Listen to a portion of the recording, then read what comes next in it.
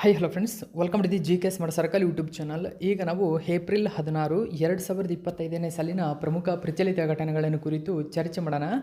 ನಿಮಗೆಲ್ಲ ಗೊತ್ತಿರಲಿ, ಪ್ರತಿದಿನ ನಾನು ಕನ್ನಡದ ಪ್ರಜಾವಾಣಿ ಸೇರಿದಂತೆ ಕನ್ನಡದ ಇತರ ಎಲ್ಲ ನ್ಯೂಸ್ ಪೇಪರ್ಗಳು, ಇಂಗ್ಲೀಷ್ನ ದಿ ಹಿಂದೂ ಮತ್ತು ಇಂಗ್ಲೀಷ್ನ ಇತರ ಎಲ್ಲ ನ್ಯೂಸ್ ಪೇಪರ್ಗಳ ಜೊತೆಗೆ ಕೇಂದ್ರ ಸರ್ಕಾರ ಪ್ರತಿದಿನ ಅಪ್ಡೇಟ್ ಮಾಡ್ತಕ್ಕಂಥ PIB ನ್ಯೂಸ್ ಪೇಪರ್ಗಳ ಪ್ರಮುಖ ಪ್ರಚಲಿತ ಘಟನೆಗಳನ್ನು ನಿಮ್ಮ ಮುಂದೆ ತರ್ತಾ ಇರ್ತೀನಿ. ಹಾಗಾದರೆ ಇವತ್ತಿನ ಕ್ವಶ್ಚನ್ ನಂಬರ್ 1 ಏನಿದೆ ಅಂತ ನೋಡೋಣ ಬನ್ನಿ. ಗಮನಿಸಿ, 2020ರ ಟೋಕಿಯೋ ಒಲಿಂಪಿಕ್ ಚಿನ್ನದ ಪದಕ ವಿಜೇತರಾಗಿರತಕ್ಕಂಥ ನೀರಜ್ ಚೋಪ್ರಾ ಅವರನ್ನು ಮೇ 2025ರಲ್ಲಿ ಭಾರತೀಯ ಸೇನೆಯು ಯಾವ ಶ್ರೇಣಿಗೆ ಬಡ್ತಿ ನೀಡಿದೆ? ಸರಿಯಾದಂಥ ಉತ್ತರ ಆಪ್ಷನ್ ನಂಬರ್ 1 ಸರಿಯಾಗಿದೆ. ಗೌರವ ಲೆಫ್ಟಿನೆಂಟ್ ಕರ್ನಲ್. ನೋಡಿ, ಲೆಫ್ಟಿನೆಂಟ್ ಕರ್ನಲ್ ಹುದ್ದೆಗೆ ಬಡ್ತಿ ನೀಡಿರ್ತಕ್ಕಂಥದ್ದು. ಆ ಒಂದು ಮಾಹಿತಿಯನ್ನೇ ನ್ಯೂಸ್ ಪೇಪರಲ್ಲಿ ಕೊಟ್ಟಿದ್ದರು. ಒಲಿಂಪಿಯನ್ ಆಗಿರತಕ್ಕಂಥ Neeraj Chopra confirmed honorary rank of lieutenant ನೋಡಿ colonel in territorial army. So ಆರ್ಮಿಯ ಲೆಫ್ಟಿನೆಂಟ್ ಕರ್ನಲ್ ಆಗಿ ನೇಮಕ ಮಾಡಿದ್ದಾರೆ. ಸೊ ಈ ಒಂದು ಮಾಹಿತಿಯನ್ನು ನ್ಯೂಸ್ ಪೇಪರಲ್ಲಿ ಕೊಟ್ಟಿದ್ದರು. ನೋಡಿ, ನೀರಜ್ ಚೋಪ್ರಾ ಮತ್ತು ಭಾರತೀಯ ಸೇನೆ ಇವರನ್ನು 2017ರಲ್ಲಿ ರಜಪೂತ್ ರೈಫಲ್ಸ್ ರೆಜಿಮೆಂಟ್ನಲ್ಲೇ ನಾಯಬ್ ಸುಬೇದಾರ್ ಹುದ್ದೆಯೊಂದಿಗೆ ಇವರನ್ನು ಜೂನಿಯರ್ ಕಮಿಷನರ್ಡ್ ಆಫೀಸರ್ ಆಗಿ ನಿಯೋಜಿಸಲಾಗಿತ್ತು. ಸೊ ಇವರಿಗೆ ಕ್ರೀಡಾ ಪ್ರಶಸ್ತಿಗಳು ನೋಡೋದಾದರೆ ನೋಡಿ, 2021ರಲ್ಲಿ ಮೇಜರ್ ಧ್ಯಾನ್ ಚಂದ್ ಖೇಲ್ ರತ್ನ ಪ್ರಶಸ್ತಿ, ಅವರಿಗೆ ಭಾರತದ ಅತ್ಯುನ್ನತ ಕ್ರೀಡಾ ಪ್ರಶಸ್ತಿಯಾದ ಧ್ಯಾನ್ ಚಂದ್ ಪ್ರಶಸ್ತಿ ನೀಡಲಾಗಿತ್ತು. 2018ರಲ್ಲಿ ಅರ್ಜುನ ಪ್ರಶಸ್ತಿಯನ್ನು ನೀಡಲಾಗಿತ್ತು. ಅವರ ಸಾಧನೆಯನ್ನು ಮೆಚ್ಚಿ 2022ರಲ್ಲಿ ಪದ್ಮಶ್ರೀ ಪ್ರಶಸ್ತಿಯನ್ನು ನೀಡಲಾಗಿದೆ. ಈ ಪದ್ಮಶ್ರೀ ಪ್ರಶಸ್ತಿ ಭಾರತದ 4ನೇ ಅತ್ಯುನ್ನತ ನಾಗರಿಕ ಪ್ರಶಸ್ತಿಯಾಗಿದೆ, ನೆನಪಿರಲಿ. ನೆಕ್ಸ್ಟ್ 2ನೇ ಕ್ವಶನ್ ನೋಡಿ. ಇತ್ತೀಚೆಗೆ ಕೇಂದ್ರ ಸರ್ಕಾರವು ಕೇಂದ್ರ ಲೋಕಸೇವಾ ಆಯೋಗದ 33ನೇ ಅಧ್ಯಕ್ಷರನ್ನಾಗಿ ಕೆಳಗಿನ ಯಾರನ್ನು ನೇಮಕ ಮಾಡಿದೆ? ನೋಡಿ, 33ನೇ ಅಧ್ಯಕ್ಷರನ್ನಾಗಿ ಡಾಕ್ಟರ್ ಅಜಯ್ ಕುಮಾರ್ ಅವರನ್ನು ಆಯ್ಕೆ ಮಾಡಿದೆ. ನ್ಯೂಸ್ ಪೇಪರಲ್ಲಿ ಕೊಟ್ಟಿದ್ದರು. ಫಾರ್ಮರ್ ಡಿಫೆನ್ಸ್ ಸೆಕ್ರೆಟರಿ, ಇದು ತುಂಬಾ ಇಂಪಾರ್ಟೆಂಟ್ ಆಗುತ್ತೆ. ಈ ಹಿಂದೆ ಅವರು ಯಾವ ಹುದ್ದೆಯಲ್ಲಿದ್ದರು ಅಂತ ಕೇಳತಕ್ಕಂಥ ಚಾನ್ಸಸ್ ಇರುತ್ತೆ. ಆ ಕಾರಣಕ್ಕಾಗಿ ಅಂದರೆ ಫಾರ್ಮರ್ ಡಿಫೆನ್ಸ್ ಸೆಕ್ರೆಟರಿ ಆಗಿದ್ದಂತಹ ಅಜಯ್ ಕುಮಾರ್ ಅವರನ್ನು ಇದೀಗ UPSCಯ ಚೇರ್ಮನನ್ನಾಗಿ ಆಯ್ಕೆ ಮಾಡಲಾಗಿದೆ. ಸೊ ನ್ಯೂಸ್ ಪೇಪರಲ್ಲಿ ಈ ಒಂದು ಮಾಹಿತಿ ಕೊಟ್ಟಿದ್ದರು. ನೋಡಿ, ಈ ಮಾಹಿತಿಯನ್ನು ರಾಷ್ಟ್ರಪತಿ ದ್ರೌಪದಿ ಮುರ್ಮುರವರು ಮಾಜಿ ರಕ್ಷಣಾ ಕಾರ್ಯದರ್ಶಿಯಾಗಿರತಕ್ಕಂಥ ಡಾಕ್ಟರ್ ಅಜಯ್ ಕುಮಾರ್ ಅವರನ್ನು UPSC ಕೇಂದ್ರ ಲೋಕಸೇವಾ ಆಯೋಗ ಇದರ ಹೊಸ ಅಧ್ಯಕ್ಷರನ್ನಾಗಿ ನೇಮಿಸಿದ್ದಾರೆ. ಸೊ ಇವರು ಶ್ರೀಮತಿ RM ಬಥೇವ್ ಅಂದರೆ ಅವರ ನಂತರ UPSC ಅಧ್ಯಕ್ಷರಾಗಿ ನೇಮಕಗೊಂಡ 2ನೇ ಮಹಿಳೆ ಇವರು. ಸೊ ಪ್ರೀತಿ ಸುಡಾನ್ ಅವರ ನಂತರ ನೇಮಕಗೊಂಡಿದ್ದಾರೆ. ಸೊ ಗಮನಿಸಿ, RM ಬಥೇವ್ ಏನಿದ್ದಾರೆ ಇವರು UPSCಯ ಮೊಟ್ಟ ಮೊದಲ ಮಹಿಳಾ ಅಧ್ಯಕ್ಷರಾಗಿದ್ದರು. ಅವರ ನಂತರ 2ನೇ ಮಹಿಳಾ ಅಧ್ಯಕ್ಷರು ಅಂತಂದರೆ ಅದು ಪ್ರೀತಿ ಸುಡಾನ್. ನೋಡಿ, ಪ್ರೀತಿ ಸುಡಾನ್, ಈಗ ಪ್ರೀತಿ ಸುಡಾನ್ ಅವರು ನಿವೃತ್ತಿಯಾಗಿದ್ದಾರೆ. ಸೊ ಇವರ ನಿವೃತ್ತಿಯ ನಂತರ ಡಾಕ್ಟರ್ ಅಜಯ್ ಕುಮಾರ್, ಮುಖ್ಯವಾಗಿ ಇವರು ಮಾಜಿ ರಕ್ಷಣಾ ಕಾರ್ಯದರ್ಶಿಗಳು, ಇವರ ಸ್ಥಾನವನ್ನು ತುಂಬಲಿದ್ದಾರೆ. ಓಕೆ, ಅಜಯ್ ಕುಮಾರ್ ಅವರ ಅವಧಿ ನೋಡಿ, UPSC ಅಧ್ಯಕ್ಷರು ಅಥವಾ ಸದಸ್ಯರು 6 ವರ್ಷಗಳ ಕಾಲ ಅಥವಾ ಅವರಿಗೆ 65 ವರ್ಷ ತಲುಪುವವರೆಗೆ ಅಧಿಕಾರದಲ್ಲಿರ್ತಾರೆ. ಇದರಲ್ಲಿ ಯಾವುದು ಮೊದಲಾಗುತ್ತದೋ ಅಲ್ಲಿವರೆಗೂ ಅವರು ಅಧಿಕಾರದಲ್ಲಿರ್ತಾರೆ. ಅವರು ತಮ್ಮ ರಾಜೀನಾಮೆಯನ್ನು ರಾಷ್ಟ್ರಪತಿಗಳಿಗೆ ನೀಡಬೇಕು. ಇದನ್ನು ಗಮನಿಸಿ, ರಾಜೀನಾಮೆ ಪತ್ರವನ್ನು ರಾಷ್ಟ್ರಪತಿಗೆ ಕೊಡಬೇಕು. ಕೇಂದ್ರ ಲೋಕಸೇವಾ ಆಯೋಗದ ಸ್ವಾತಂತ್ರ್ಯ ಒಂದು ಸಂವಿಧಾನಿಕ ಸಂಸ್ಥೆಯಾಗಿದೆ. ನೋಡಿ, ಇದೊಂದು ಸ್ವಾತಂತ್ರ್ಯ ಸಂವಿಧಾನಿಕ ಸಂಸ್ಥೆ. ಜನವರಿ 26, 1950ರಂದು 378 ಉಪವಿಧಿ 1 ಇದರ ನಿಬಂಧನೆಗೆ ಅನುಗುಣವಾಗಿ ಸ್ಥಾಪಿಸಲಾಗಿದೆ. UPSC ಸಾಂವಿಧಾನಿಕ ಸಂಸ್ಥೆಯಾದ ನಂತರ ಅದರ ಮೊದಲ ಅಧ್ಯಕ್ಷರು RN ಬ್ಯಾನರ್ಜಿ, ಇದು ನೆನಪಿರಲಿ. ನೆಕ್ಸ್ಟು 3ನೇ ಕ್ವಶನ್ ನೋಡಿ. ಇತ್ತೀಚೆಗೆ ಭಾರತ ಸರ್ಕಾರವು ಕೆಳಗಿನ ಯಾವ ಸ್ಥಳದಲ್ಲಿ ದೇಶದಲ್ಲಿ 6ನೇ ಸೆಮಿಕಂಡಕ್ಟರ್ ಘಟಕವನ್ನು ಸ್ಥಾಪಿಸಲು ಅನುಮೋದನೆ ನೀಡಿದೆ? ನೋಡಿ, 6ನೇ ಸೆಮಿಕಂಡಕ್ಟರ್ ಘಟಕ ಸರಿಯಾದಂಥ ಉತ್ತರ option number 3 Uttar Pradesh. So ಹಾಗಾದರೆ ಗಮನಿಸಿ, ಅರೆವಾಹಕ ಅಥವಾ semiconductor. So with approval for 6th semiconductor unit, India moves forward to be ನೋಡಿ vital industry, says union minister Ashwini Vaishnaw ಈ ಮಾಹಿತಿಯನ್ನು ತಿಳಿಸಿದ್ದಾರೆ. ಕೇಂದ್ರ ಯೂನಿಯನ್ ಮಿನಿಸ್ಟರ್ ಇವರು. ನೋಡಿ, ಉತ್ತರ ಪ್ರದೇಶದ ಯಮುನಾ ಎಕ್ಸ್ಪ್ರೆಸ್ ವೇ ಕೈಗಾರಿಕಾ ಅಭಿವೃದ್ಧಿ ಸಂಸ್ಥೆಯ ಏನಿದೆ, ಸೊ ಇದು ಜೇವರ್ ಏನಿದೆ, ಜೇವರ್ ಇದು ಅಂತಾರಾಷ್ಟ್ರೀಯ ವಿಮಾನ ನಿಲ್ದಾಣದ ಬಳಿ ಭಾರತದಲ್ಲಿ 6ನೇ ಸೆಮಿಕಂಡಕ್ಟರ್ ಸ್ಥಾವರವನ್ನು ಸ್ಥಾಪಿಸಲು ಅನುಮೋದನೆಯನ್ನು ನೀಡಿದೆ.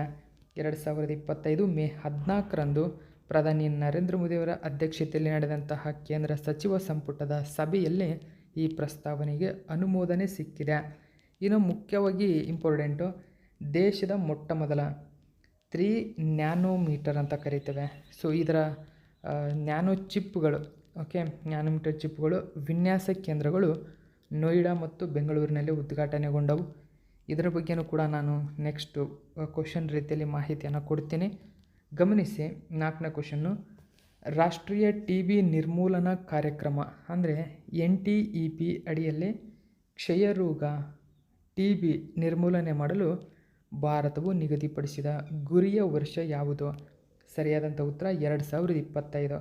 ನೋಡಿ, 2025ರ ವೇಳೆಗೆ ಭಾರತವು ಇಡೀ ಭಾರತದಾದ್ಯಂತ ಕ್ಷಯರೋಗ ಮುಕ್ತ ಭಾರತ ನಿರ್ಮೂಲನೆ ಅಂದರೆ ನೋಡಿ ಕ್ಷಯರೋಗ ಮುಕ್ತ ಭಾರತದ ಒಂದು ಅನುಕೂಲಕ್ಕಾಗಿ ಗುರಿಯನ್ನು ಹಾಕಿಕೊಂಡಿದೆ. ಈ ಗುರಿಗಳು ಎಕ್ಸಾಮ್ನ ಪಾಯಿಂಟ್ ಆಫ್ ವ್ಯೂಯಿಂದ ಇಂಪಾರ್ಟೆಂಟ್ ಆಗುತ್ತೆ. ಹೆಚ್ಚಿನ ಡೀಟೇಲ್ಸ್ ಗಮನಿಸಿ.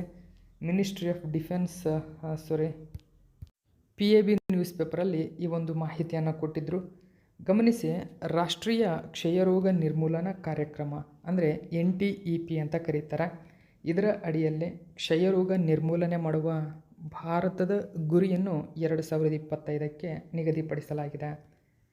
ಜಾಗೃತಿ ಹೆಚ್ಚಿಸುವ, ಪತ್ತೆ ದರಗಳನ್ನು ಸುಧಾರಿಸುವ ಮತ್ತು ಅಗತ್ಯ ಚಿಕಿತ್ಸೆಗಳನ್ನು ಒದಗಿಸುವ ಮೂಲಕ ಕ್ಷಯರೋಗವನ್ನು ನಿರ್ಮೂಲನೆ ಮಾಡುವುದು NTEPಯ ಗುರಿಯಾಗಿದೆ. ಭಾರತ ಇತ್ತೀಚೆಗೆ 100 ದಿನಗಳ ಕ್ಷಯ ಮುಕ್ತ ಭಾರತ ಅಭಿಯಾನವನ್ನು ಪೂರ್ಣಗೊಳಿಸಿತು. ಸುಮಾರು 13 ಕೋಟಿ ವ್ಯಕ್ತಿಗಳನ್ನು ಇದರ ಮೂಲಕ ಪರೀಕ್ಷಿಸಲಾಗಿದೆ. ಆ ಕಾರಣಕ್ಕಾಗಿ ಸುದ್ದಿಯಲ್ಲಿತ್ತು, ನೆನಪಿರಲಿ. ನೆಕ್ಸ್ಟ್ 5ನೇ ಕ್ವಶನ್ ನೋಡೋಣ. ಇತ್ತೀಚೆಗೆ ಕೆಳಗಿನ ಯಾವ ವ್ಯಕ್ತಿಯು ಬ್ರಿಕ್ಸ್ ವಾಣಿಜ್ಯ ಮತ್ತು ಕೈಗಾರಿಕಾ ಮಂಡಳಿ ಅಂದರೆ CCIನ ನೂತನ ಅಧ್ಯಕ್ಷರಾಗಿ ನೇಮಕಗೊಂಡಿದ್ದಾರೆ? ಸರಿಯಾದಂಥ ಉತ್ತರ ಹರ್ವಂಶ್ ಚಾವ್ಲಾ. ಆಪ್ಷನ್ ನಂಬರ್ 1 ಸರಿಯಾಗಿದೆ, ಹರ್ವಂಶ್ ಚಾವ್ಲಾ. ಗಮನಿಸಿ, ನೋಡಿ ಹರ್ವಂಶ್ ಚಾವ್ಲಾ, ಓಕೆ, ಸೊ ಇಲ್ಲಿದೆ. So Harvansh Chawla appointed chairman of BRICS chamber of commerce and industry. So ಇದು ತುಂಬಾ ಇಂಪಾರ್ಟೆಂಟ್ ಆಗುತ್ತೆ. BRICS chamber of commerce and ಇಂಡಸ್ಟ್ರಿಯ ನೂತನ ಚೇರ್ಮನ್ ಆಗಿ ಭಾರತೀಯ ಮೂಲದವರು ಆಯ್ಕೆಯಾಗಿದ್ದಾರೆ. ಇದು ನೆನಪಿರಬೇಕು ನಿಮಗೆ. ನೋಡಿ, ಬ್ರಿಕ್ಸ್ ವಾಣಿಜ್ಯ ಮತ್ತು ಕೈಗಾರಿಕಾ ಮಂಡಳಿಯು ಹಿರಿಯ ವಕೀಲ ಮತ್ತು ಅಂತಾರಾಷ್ಟ್ರೀಯ ವ್ಯಾಪಾರದಲ್ಲಿ ಪರಿಣಿತರಾಗಿರ್ತಕ್ಕಂಥ ಹರ್ವಂಶ್ ಚಾವ್ಲಾ ಅವರನ್ನು ಹೊಸ ಅಧ್ಯಕ್ಷರನ್ನಾಗಿ ನೇಮಕ ಮಾಡಿದೆ. ಹಾಗಾದರೆ ಏನಿದು CCI? ಬ್ರಿಕ್ಸ್ ರಾಷ್ಟ್ರಗಳು ಮತ್ತು ಉದಯೋನ್ಮುಖ ಆರ್ಥಿಕತೆಗಳಲ್ಲಿ ವ್ಯಾಪಾರ ಮತ್ತು ಆರ್ಥಿಕ ಬೆಳವಣಿಗೆಯನ್ನು ಉತ್ತೇಜಿಸುವ ಗುರಿಯನ್ನು ಹೊಂದಿದೆ. ಬ್ರಿಕ್ಸ್ ಮತ್ತು ಬ್ರಿಕ್ಸ್ ಪ್ಲಸ್ ಬಗ್ಗೆ ನಾವು ನೋಡೋದಾದರೆ, ನೋಡಿ, ಬ್ರಿಕ್ಸ್ ಅಂದರೆ ಬ್ರೆಜಿಲ್, ರಷ್ಯಾ, ಭಾರತ, ಚೀನಾ, ದಕ್ಷಿಣ ಆಫ್ರಿಕಾ ಸೇರಿವೆ. ಬ್ರಿಕ್ಸ್ ಪ್ಲಸ್ ಎಂಬುದು ಬ್ರಿಕ್ಸ್ ಮೀರಿದ ದೇಶಗಳನ್ನು ಒಳಗೊಂಡಿರುತ್ತದೆ. ಸೊ ಅಂದರೆ ಇದು ಉದಯೋನ್ಮುಖ ಆರ್ಥಿಕತೆಗಳೊಂದಿಗೆ ವರ್ಧಿತ ಸಹಯೋಗದ ಮೇಲೆ ಕೇಂದ್ರೀಕರಿಸುತ್ತದೆ. ನೆಕ್ಸ್ಟ್ ನಾವು 6ನೇ ಕ್ವಶನ್ ನೋಡೋಣ.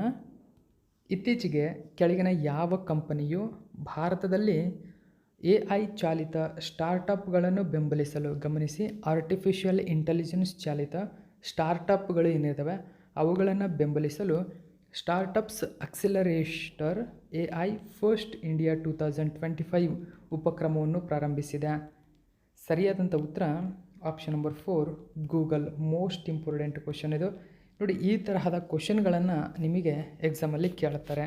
ಗಮನಿಸಿ, applications open Google for startups accelerator AI first India 2024. Okay, Google ಇದನ್ನು ಜಾರಿಗೆ ತಂದಿದೆ. ಓಕೆ, ಭಾರತದಲ್ಲಿ ಲಾಂಚ್ ಮಾಡಿರ್ತಕ್ಕಂಥದ್ದು.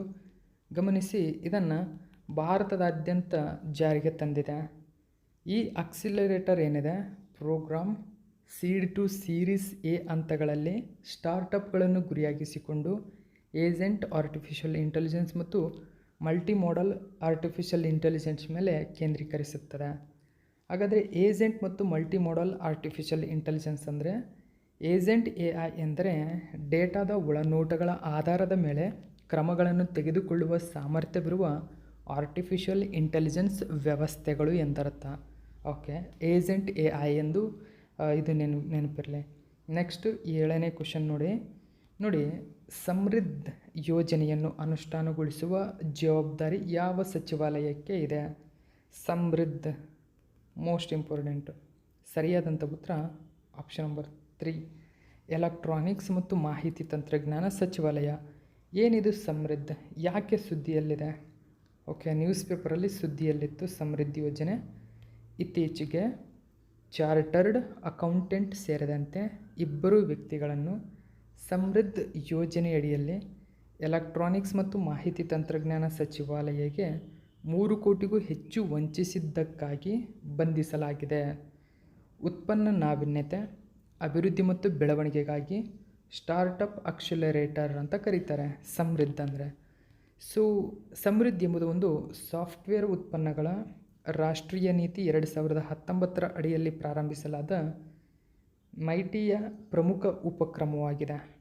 ಇದು ಭರವಸೆಯ ಮಾಹಿತಿ ತಂತ್ರಜ್ಞಾನ ಅಂದರೆ IT ಆಧಾರಿತ ಸ್ಟಾರ್ಟಪ್ಗಳನ್ನು ಆಯ್ಕೆ ಮಾಡಲು ಮತ್ತು ಅಳೆಯಲು ಅಸ್ತಿತ್ವದಲ್ಲಿರುವ ಮತ್ತು ಹೊಸ ಅಕ್ಸಿಲರೇಟರ್ಗಳನ್ನು ಬೆಂಬಲಿಸುತ್ತದೆ. ನೆಕ್ಸ್ಟ್ 8ನೇ ಕ್ವಶನ್ ನೋಡಿ, ಭಾರತವು ತನ್ನ ಮೊಟ್ಟ ಮೊದಲ 3 ನ್ಯಾನೋಮೀಟರ್ ಅಂತ ಕರೀತಾರೆ. ಗಮನಿಸಿ, 3 ನ್ಯಾನೋಮೀಟರ್ ಚಿಪ್ ವಿನ್ಯಾಸ ಕೇಂದ್ರಗಳನ್ನು ಯಾವ ನಗರದಲ್ಲಿ ಪ್ರಾರಂಭಿಸಿದೆ? ನೋಯ್ಡಾ ಮತ್ತು ಬೆಂಗಳೂರು. ಓಕೆ, ಸೊ ಇದನ್ನು ಗಮನಿಸಬೇಕು.